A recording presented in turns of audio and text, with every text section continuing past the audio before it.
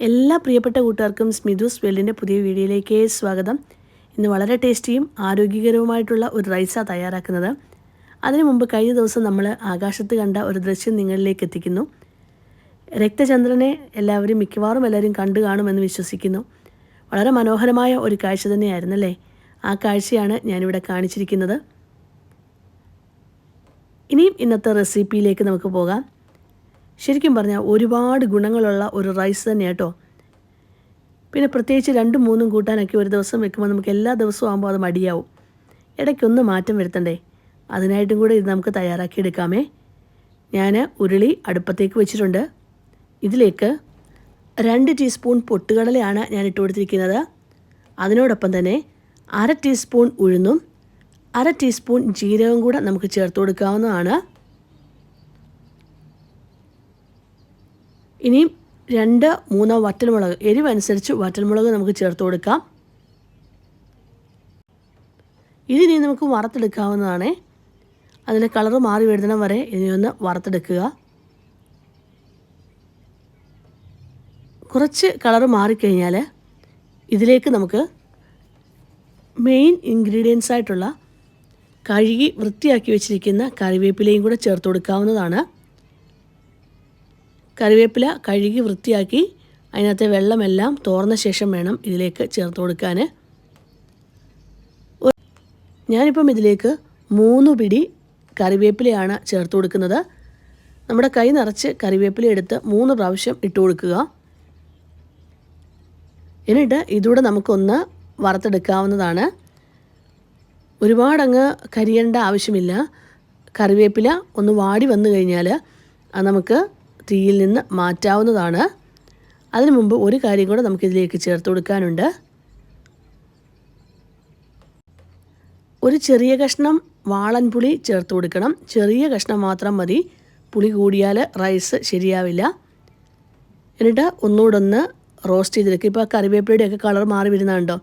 ഈ ഒരു സമയത്ത് നമുക്ക് തീ ഓഫ് ചെയ്ത് ഇത് പാനിൽ നിന്ന് മാറ്റാവുന്നതാണ്. ഇനി ഇത് ചൂടൊന്ന് ആറി വന്ന ശേഷം മിക്സിയുടെ ജാറിലിട്ട് പൊടിച്ചെടുക്കാവുന്നതാണ്. നന്നായിട്ട് തന്നെ പൊടിച്ചെടുക്കണേ. വീണ്ടും അടുപ്പത്തേക്ക് നമുക്ക് പാത്രം വെച്ച് കൊടുക്കാം. ഇതിൽ ആവശ്യത്തിന് നെയ്യോ അല്ലെങ്കിൽ എണ്ണയോ ഒഴിച്ചു കൊടുക്കുക. നമ്മുടെ ഇഷ്ടത്തിനനുസരിച്ച് നമുക്ക് ഒഴിച്ചു കൊടുക്കാമേ. ഞാനിപ്പം ഇതിലേക്ക് നെയ്യാണ് ഒഴിച്ചു കൊടുത്തിരിക്കുന്നത്. നെയ്യ് ചൂടായി വരുമ്പോൾ ഇതിലേക്ക് നമുക്ക് ചേർത്ത് കൊടുക്കേണ്ടത് 1/2 ടീസ്പൂൺ കടുകാണ്. ഇനി കടുക് ഒന്ന് പൊട്ടി വന്നു കഴിഞ്ഞാൽ ഇതിലേക്ക് നമുക്ക് കുറച്ച് നട്ട്സ് ചേർത്ത് കൊടുക്കണം. അതായത് കപ്പലണ്ടി ചേർത്ത് കൊടുത്തു, കശുവണ്ടി ചേർത്ത് കൊടുത്തു, 2 തണ്ട് കറിവേപ്പില, 2 വറ്റൽമുളക്, ഇത്രയും ചേർത്ത് കൊടുത്ത് നമുക്കൊന്ന് വറുത്തെടുക്കാവുന്നതാണ്. കാഷ്യൂനട്ടിൻ്റെയും കപ്പലണ്ടിയുടെയും ഒക്കെ കളർ മാറി വരുമ്പോൾ ഇതിലേക്ക് കുറച്ച് ഉണക്കമുന്തിരിയും കൂടെ ചേർത്ത് കൊടുക്കുക. എന്നിട്ട് ഒരു 30 കൊച്ചുള്ളി അരിഞ്ഞതാണ് ഞാനിതിലേക്ക് ചേർത്ത് കൊടുക്കുന്നത്. കാഷ്യൂനട്ടിൻ്റെയും കപ്പലണ്ടിയുടെയും ഒക്കെ അളവ് ഞാൻ പറയാത്തത്, അത് നമ്മുടെ ഇഷ്ടത്തിനനുസരിച്ച് നമുക്ക് ചേർത്ത് കൊടുക്കാമേ. ചിലപ്പം കുഞ്ഞുങ്ങൾക്കൊക്കെ ഇഷ്ടമായിരിക്കാം, അന്നേരം കൂടുതൽ ചേർത്ത് കൊടുക്കാം. ഇനി ഇഷ്ടമല്ലെങ്കിൽ അത് വേണമെന്നുമില്ല. കുറച്ച് മാത്രം ചേർത്ത് കൊടുത്താൽ മതി. അങ്ങനെ നമുക്ക് ആ ഉള്ളിയുടെയൊക്കെ കളറ് നല്ലതായിട്ട് മാറി വന്നിട്ടുണ്ട്. ഈ ഒരു രീതിക്ക് തന്നെ ഉള്ളി വരണേ. ഇതിലേക്ക് ആവശ്യത്തിന് ഉപ്പ് നമുക്ക് ചേർത്ത് കൊടുക്കാം. എന്നിട്ട് നല്ലതായിട്ട് ഒന്നുകൂടെ വഴച്ചെടുക്കുക. ഇനി നമുക്കിതിൽ ചേർത്ത് കൊടുക്കേണ്ടത് ഒരു 1/4 ടീസ്പൂണിൽ താഴെ മാത്രം കായപ്പൊടിയാണ് ചേർത്ത് കൊടുത്തിരിക്കുന്നത്. ഇനിയും കായപ്പൊടിയല്ല, മുഴുവനായിട്ടുള്ള കായമാണെങ്കിൽ അത് നമ്മൾ പൊട്ടുകടലയൊക്കെ വറുത്തെടുക്കത്തില്ലേ, എന്നിട്ട് ആ ടൈമിൽ തന്നെ കായം കൂടി ഇട്ട് വറുത്തെടുത്ത് വേണം പൊടിക്കാൻ. ഞാനിപ്പം കായപ്പൊടി ആയതുകൊണ്ടാണ് ഈ ഒരു ടൈമിൽ ചേർത്ത് കൊടുത്തിരിക്കുന്നത്. ഇനി നമുക്ക് കറിവേപ്പില പൊടിച്ചെടുത്തതും കൂടെ ഇതിലേക്ക് ചേർത്ത് കൊടുക്കാം.